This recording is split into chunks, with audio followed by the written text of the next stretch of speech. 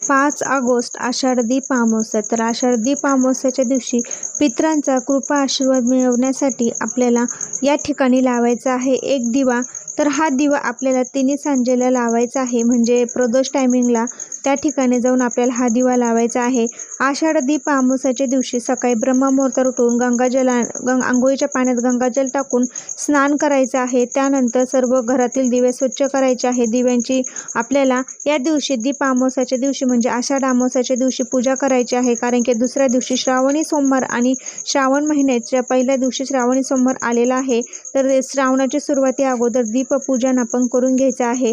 तर संध्याकाळी तिन्ही सांजेला म्हणजे आषाढ अमावस्याच्या दिवशी आपल्याला मोहरीच्या तेलाचा दिवा तयार करायचा आहे आणि हा केलेला तयार दिवा आपल्याला पिंपळाच्या झाडाखाली जाऊन लावायचा आहे.